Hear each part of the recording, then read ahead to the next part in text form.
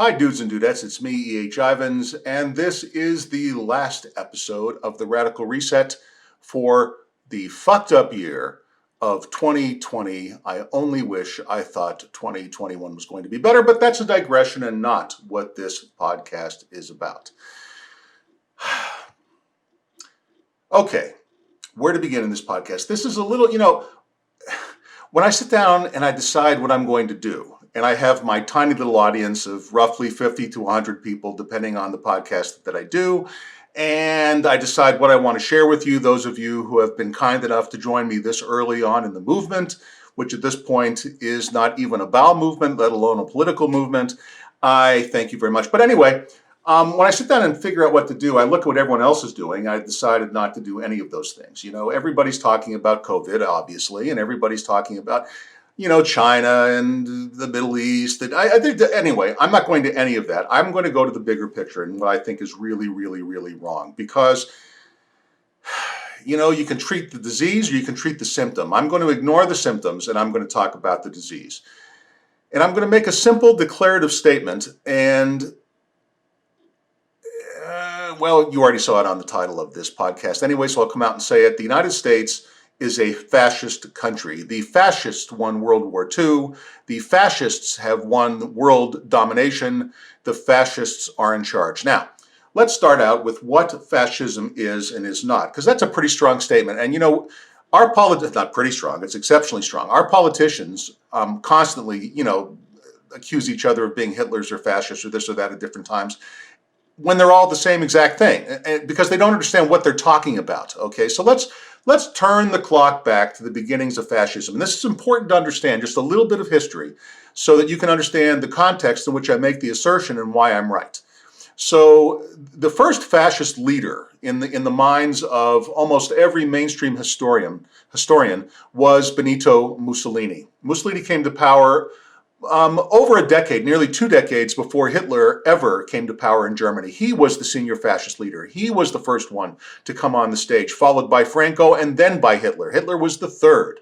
Okay, so anyway, the bottom line is that Mussolini was not a racist. Okay, fascism prior to Hitler was not a racist movement and is not inherently racist or anti-Semitic. And I speak to you as a Jew. So when I say this with a strong personal connection to the Holocaust and to my own Judaism, of which I am very, very proud. But I'm going to tell you simply that fascism, the idea of fascism is not a particularly racist idea. That, of course, does not mean it's a good idea. Not being racist doesn't make it somehow something that we want to aspire to.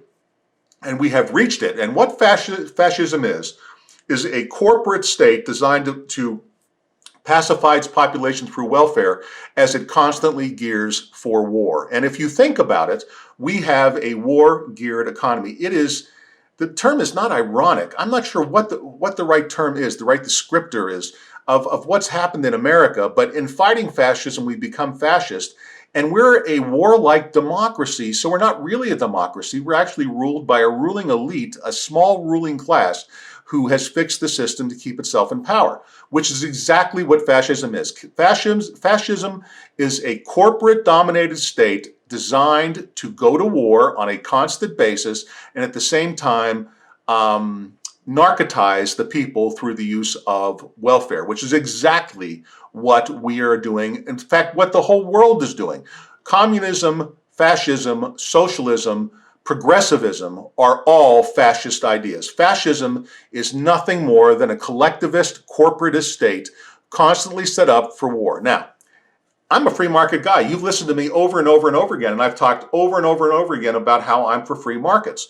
And here I am in the United States, a somewhat free market economy, and I'm literally accusing my own country of being a fascist.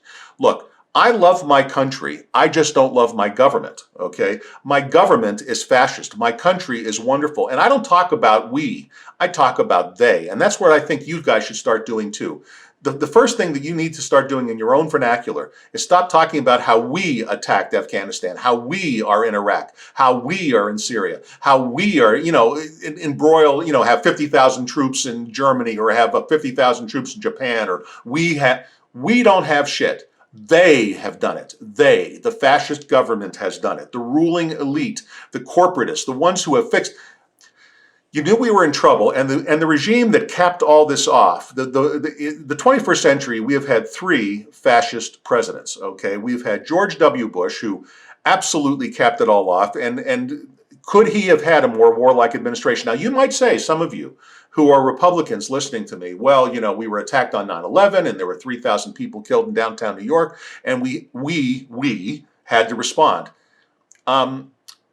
There needed to be a response, and defense is a legitimate role for an extremely limited government. But at the very same time, that's not what we did. You know, we lost 3,000 people in downtown New York. We've now lost upwards of 20,000 people invading other countries, and we are still there $2 trillion later, okay? We have an ongoing warlike economy, an economy geared for war, set up with companies who, for example, in 2008, were too big to fail. Who the fuck came up with that idea, and where did that come from?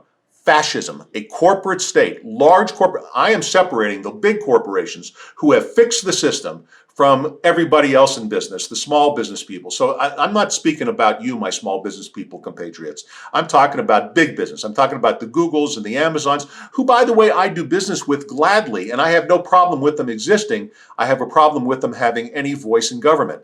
And what we have here is what Eisenhower used to call the military-industrial complex, even though he was a willing participant. It was Eisenhower, for example, who overthrew the Iranian government of Mossadegh.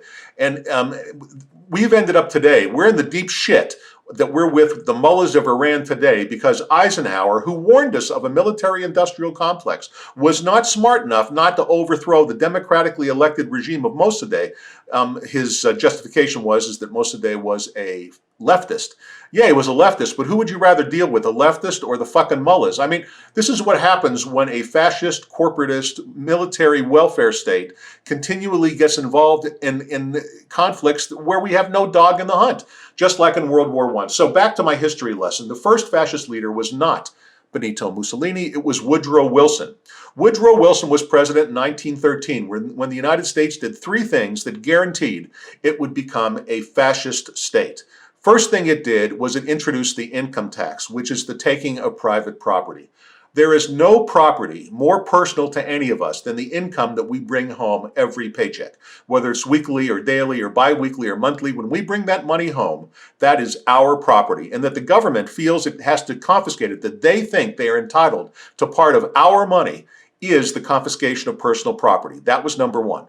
So the introduction of the income tax. The second thing that happened in 1913 was the expansion of voting. Now, the expansion of voting sounds like a really great thing, doesn't it? Everybody should be allowed to vote. But the founders of this country specifically restricted voting to land-owning males. Now, let's throw away the male thing, because obviously we want women to vote. That's not the issue I'm getting into here.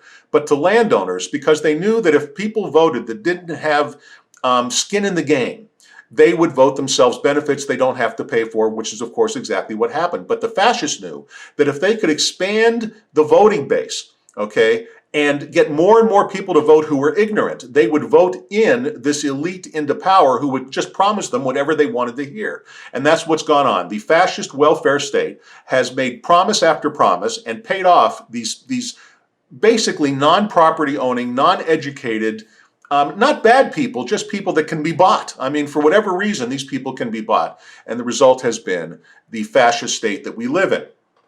And the third thing that happened in 1913, besides the income tax and the expansion of universal suffrage, is, which, by the way, of course, women and all races should be allowed to vote, but we should have never removed the restriction on property ownership, which I speak to, by the way, extensively in A Radical Reset, the Manifesto of Antipolitism, which, by the way, you can pick up on Amazon. If you are a Prime member, you can borrow it and read it for free on your electronic reading device like a Kindle or your phone for that matter. And every time you turn a page, I get paid a couple of pennies. Now, that doesn't sound like much, but when enough pages are turned, you support this movement and this site. So please download and read for free your copy of A Radical Reset, the Manifesto of Antipolitism. You can also buy it in paperback, or you can download it to own it. Any one of the three ways helps support this podcast. So please pick up your copy of A Radical Reset. Now, So the third thing that Wilson, back to our history lesson, that was an interesting digression and insertion, wasn't it? The third thing he did or that the government did is it set up, it changed the way that we elect senators. So before 1913, senators were selected by state legislatures. Now the reason that was done, and the reason there is a Senate as opposed to just one, instead of a unicameral legislature, a one house of Congress that most countries have, we have two. So the British have the Parliament. The House of Lords, which is kind of like a Senate, is really just ceremonial. Britain really has a unicameral legislature. Israel has a unicameral legislature. France has a unicameral legislature. There are a number of U.S. states that have unicameral legislatures. Unicameral means one body. And the reason that we don't have a unicameral federal government is some states have more people than others. So if we didn't have a Senate, the big states who get lots of Congress people, like California, could pick on the less populous states like Wyoming that have one congressperson and, basically fuck them over. So the whole idea was to have a Senate appointed by the state legislatures that would counterbalance that, and every state would get 2 senators, so that there had to be a balance between the big states and the small states, and everybody got their voice heard, theoretically, was the idea. And it was a restraint on big government because these were people that were appointed to office, these senators were appointed to office to represent their state's interest before the federal interest. And because of that, they had a vested interest to keep the size of federal government small. But in 1913, we went to the direct election of senators, which completely destroyed the entire concept to begin with, and we ended up with the mess we have today. Today in Georgia, as we speak, the race that's going on in Georgia between the Democrats and Republicans, and I don't give a fuck who wins because there's not a dime's worth of difference between them in the end, is a good example of what running amok looks like.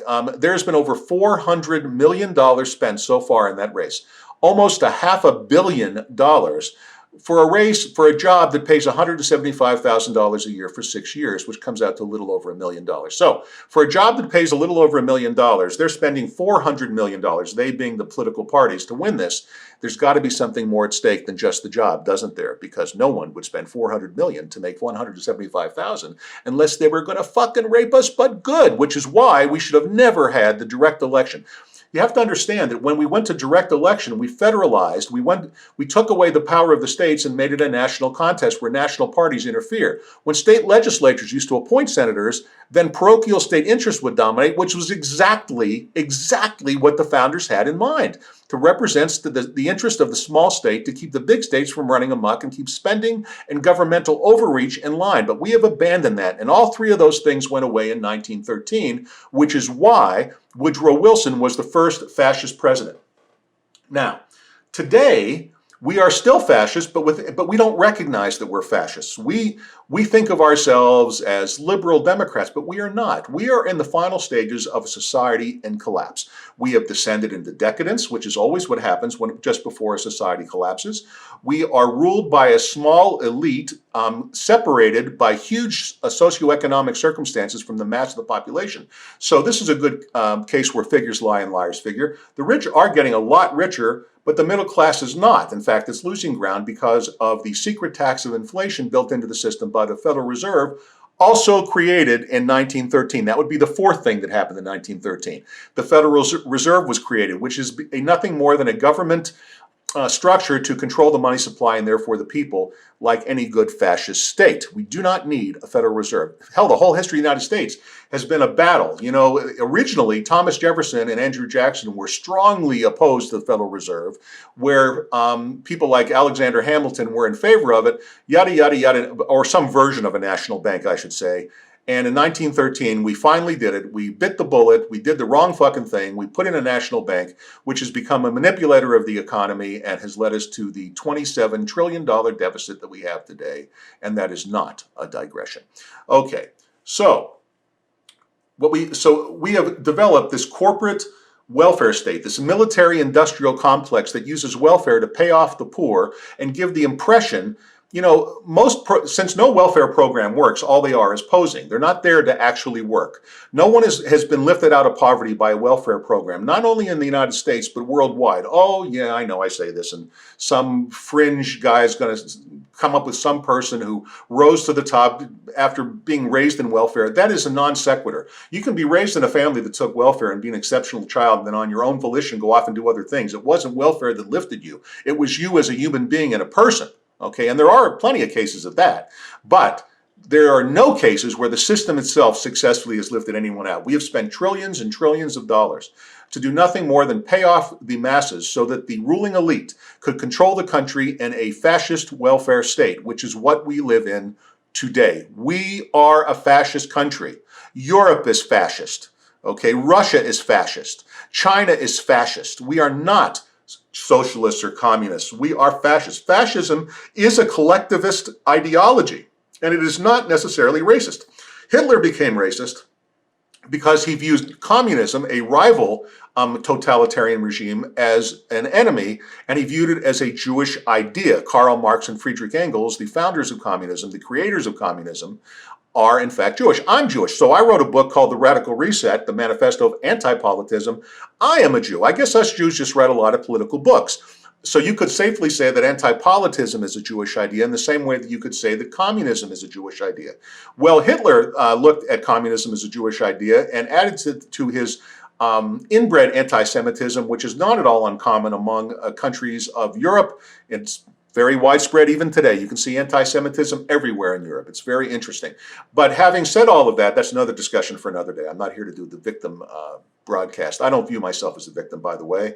I view myself as a proud winner, because if someone doesn't like me because I'm a Jew, fuck them. Anyway, I digress. My black brothers, that's what you should do. If they don't like you because you're black, fuck them. If they don't like you because you're an Indian, fuck them. If they don't like you because you're Mexican, fuck them. I mean, just fuck them. Those of us out here who are members of so-called persecuted minorities, that's just an excuse that the government uses to create a state to narcotize us into following their fascist horseshit. And here we are just eating it up like dogs being spoon-fed, but we're coming to an end. Donald Trump is the manifestation of the growing discontent of the masses. He is the first of the populist leaders, not the last. Okay? Brace yourself. Here it comes. Okay.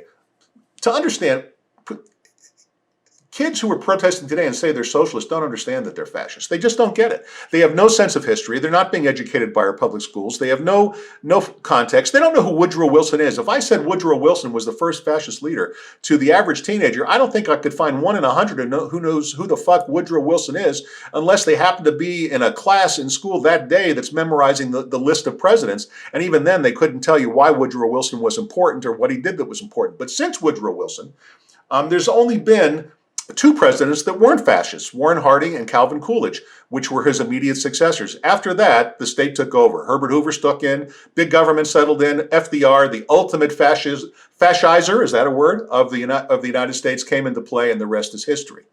Okay, and we've been at war essentially ever since. It isn't just World War I and World War I and World War II that killed 100 million people worldwide. It's also Vietnam, Korea, the Middle East, El Salvador, Panama. I mean, can we go on? I mean, we invaded, what did Ronald Reagan invade? Some little fucking island, Grenada. I mean, we find a way to get into a war footing all the fucking time, and we need to really rethink this. Is it necessary that we're Rome? Would we not be better off as Switzerland? Just asking. Okay, remember folks, rights are not asserted, they are demonstrated. In other words, we all talk a good game, but do we demonstrate what it is that we're fucking talking about? Are we seizing our own freedom? Are we leading the movement, which is what anti-politism is all about? But the woke today don't want to hear it. They don't want to hear about freedom, and they don't want to hear about people doing it on their own. And they're big believers in the state because they are one step away from book burning. To make my point about fascism, do you have a hard time imagining the woke burning books that they don't agree with? I mean, 2 days ago, I read an article in the Wall Street Journal in the Life and Arts section about the books of Mark Twain being banned in a number of school districts around the country. This is not a news story, by the way. This was just the latest iteration of this. Why are they banning the books of Mark Twain? Because throughout it, he uses the word nigger. Now, nigger, in the days that Mark Twain was using that ugly, disgusting word, but in today's context, it was not an ugly, disgusting word. It was how black people and white people referred to black people in those days. There was nothing particularly pejorative about the term nigger in the late 1800s. Now, look, I'm the first one to, and the reason I say the word out loud is because saying N-word, when we both know what the hell I'm talking about, only infantilizes you and treats you like you're some kind of an idiot. So I just say the word out loud, and anyone who thinks that I'm a bigot, well, then go ahead and think it, but fuck you, okay? Fuck you to think that I could possibly, a Jew could be a bigot. But anyway, I digress. I suppose there could be Jewish bigots, that would be fair to say, but I'm not one of them. Anyway, but I use the word nigger so we just get it out in the open, because the way to disempower an ugly word is to use it. But rather than do that, what we do is essentially burn the book. So they're banning Mark Twain. What step is there next to just having a bonfire in the middle of some lunatic town and just let's burn the books? Let's go to Boulder, Colorado, where the woke are nesting around the University of Colorado on Pearl Street, and have a bonfire in the middle of the street, and let's burn Mark Twain. You know, let's burn Aldous Huxley. Let's burn I don't know, fuck. The list goes on and on. George Orwell, Jesus Christ. Let's make George Orwell fiction again, because he's not fiction now. Big Brother is here in the fascist, corporatist welfare state that we live in, that we must destroy. Equality, which is the word, this entire fascist state that has been built on the backs of a lie, and that lie is called equality, as if equality is something that could be legislated or doled out through a program. Equality can only be first, let's talk about it what it is. It's not the equality of possession, it's the equality of opportunity that's achievable. We cannot achieve equality of what each of us owns or earns, because we're all starting from a different point, and there are uncountable cultural, religious, intellectual, generational, there are too many factors that come into whether or not a person is going to be successful. It's absurd. When you really think about it, the people who think that they can lift people out with programs obviously are lying, because there are just too many factors to go into what makes a person successful or not. Look, I've been to prison, right? I've been beaten down, but yet here I am fighting back again. Why? Because I'm wired that way, okay? There is not, and it's weird. It came as a result of my horribly abusive childhood. Because I grew up being molested and beaten by a psychopath, it toughened me up. So when shitty things happen to me now, they don't really faze me. But another person might curl up in a fetal position in the corner. In other words, you could legislate a program that says, let's lift E.H. Ivins and this other guy, out of poverty, this other poor person out of poverty. But if even among two people, the reasons why we are the way we are two different people, are completely different. You can't design a program for that. I mean, I'm a 63-year-old Jew. How could a program designed to help me be the same as a program for an 18-year-old black kid? I mean, it just doesn't. It's absurd on its face. We come from different backgrounds, different socioeconomic levels. We have different parents. We were taught different lessons. We have a whole different perspective on the world. We belong to different religions. We have different ideas. The idea that you can create equality is just an excuse used by government to create fascism. Okay, equality of opportunity can only be achieved through personal pursuit. It cannot be legislated or handed down. And by buying into the big lie, okay, like Joseph Goebbels used to always say, if you tell the lie big enough and long enough, it becomes the truth. And the big lie is that the government is somehow the root of fixing things that go wrong. It's become a knee-jerk reaction in our society. And when I say our society, not just America, but Western Europe and all the industrialized world, to immediately say, what's the government going to do about it? Well, what would happen if there was no government at all? I mean, what would happen if you had let's take a very simple, let's get down from, Middle Eastern politics and global geopolitical concerns and come down just to your neighborhood and talk about what a anti-political, almost anarchy, it's not anarchy, it's a very, very, very light veneer of government to take care of those very few things that an individual would have a difficulty doing, like defending an entire country instead of, one state can't do it alone. It's, anyway. But that would be one of the very, very few, and no one's attacking the United States, guys. I got news for you. Wars of conquest, where people take over territory, are a throwback to the 20th and before that the 19th century, when the world economy was agrarian and land equaled wealth. But today, when the world economy is intellectual, land means nothing. That's why a tiny little country with a tiny little population like Israel, who has 12 million people in a country smaller than New Jersey, is second only to the United States in the number of patents granted worldwide, and why the best COVID vaccine available on the street as we speak came from Israel. Okay, from private companies developing in Israel. Israel is on the cutting edge of medical technology worldwide. Now, how is that possible? Well, it's possible because Jews are smart, and let's be honest, that's a stereotype, but it's generally true. And they get together and they said, "Fuck them." And the fact that Israel is surrounded by 1 billion people who wanted to kill them for the last, let's see, 1948 to today, so that's 60, 70, almost 80 years, is they never let it. Fuck them. Like I said, fuck them. They just went ahead and built a strong country, and today, now the Arabs are lining up to do business with the Jews because things change without governments getting involved. People become to realize that there are things more important than blowing each other up, and if left to their own devices. But anyway, back to what I was talking about. So let's go back to your own neighborhood. Let's bring it back from the Middle East and all that other shit. Let's imagine that you lived on a street in a world without government where there were potholes. What would you do? What would you do if you couldn't call upon the mayor or the city council or whatever? I don't know if you live in a town or a city, whatever. What would you do with no government? I know what I would do. I would get my neighbors together. We would all chip in and pave the fucking street without the government, and it would be a better job. We'd hire a private contractor. We'd put it out for bids. We'd take a look at the quality of their work. They'd come out and they'd pave our street. And around the country, millions and millions and millions of people would do exactly the same thing. Okay? What about interstate highways?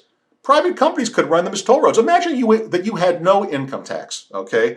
No income tax, no taxes at all going on a day-to-day basis. All the money you earned, you kept.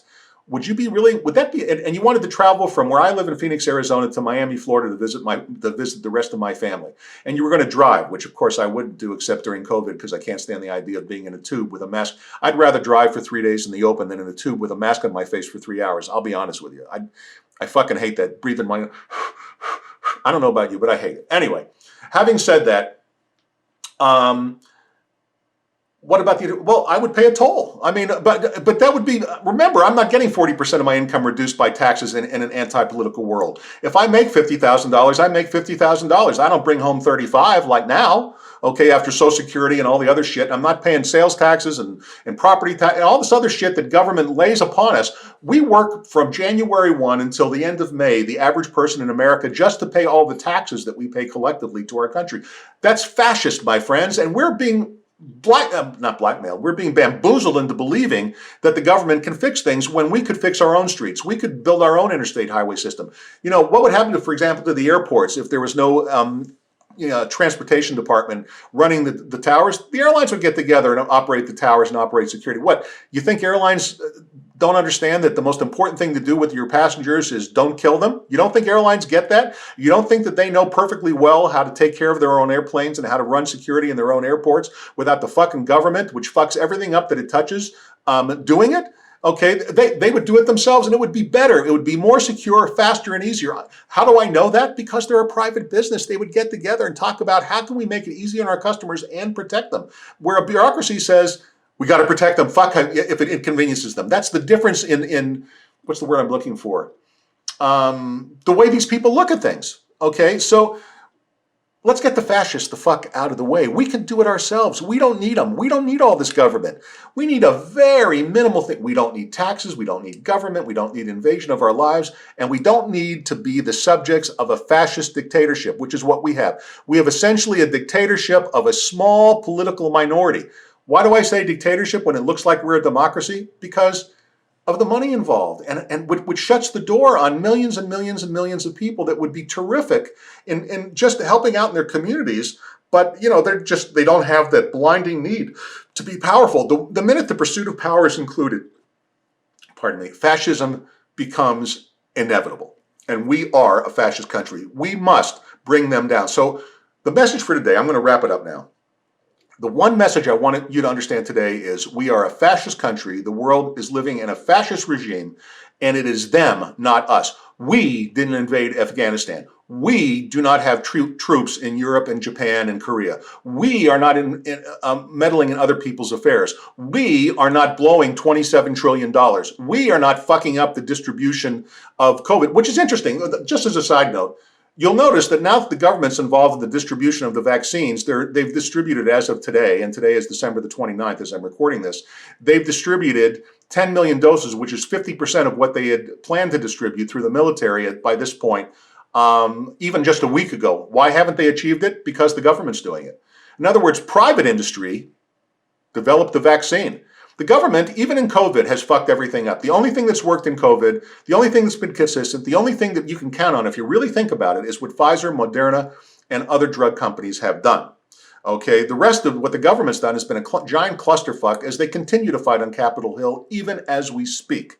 Why do we trust the government at all? Why do we trust these fascist fuckers? We got to throw them out. So the next time, the message is, let's wrap it up. The next time you see something, stop saying we did this, we did that. They did it. They are the problem. They have brought us down. They are destroying our country. They have brought us to the brink. They have ruined democracy. They have made us a fascist state. All of them, Democrats and Republicans, they're all to blame. We must throw them out. We must bring them down. We must be anti-political. And with that in mind, please, if you haven't already, click on the subscribe button and the notification button. Wasn't that a nice segue? And make sure that you become a member of this movement. Share it with your friends. Most importantly, share it with your friends. Also above, you'll see text me Antipolitism to the phone number above. That's if you want to get involved in the movement, and I hope you do. This is the very beginning. And there's, like I said, like 50 of us. But in about 20 seconds, the wheels are going to come off in 2021, my friends. I know it's hard to imagine. Everyone thinks 2021 is going to be better than 2020. That is a guaranteed recipe for it's going to be worse, much worse. And when it is, we're going to need to step up to the plate. So go pick up your free copy of the Manifesto of Antipolitism, A Radical Reset. Learn about the movement. Learn about what we have going on. Get in contact with me. Take this podcast and share it with everybody that you know, and let's get the show on the road and bring down this fascist state and create a new age of prosperity and freedom and do away with the money-grubbing, power-hungry, motherfucking bastards that have ground us into the dirt. Fuck them. That's a pretty good way to end the podcast, and that's where I'm going to leave it. I want to thank you very, very much for joining me this week, or today, I should say. I want to wish you a very happy new year in spite of what's coming. After I say this whole horrible thing, I'm going to wish you, and I really mean it, I want to wish you a very happy new year to you and yours. Fuck the government. Enjoy your family. Enjoy the next few days, and next year, let's get busy and build the anti-political movement. So until next time, this is E.H. Ivins, signing off.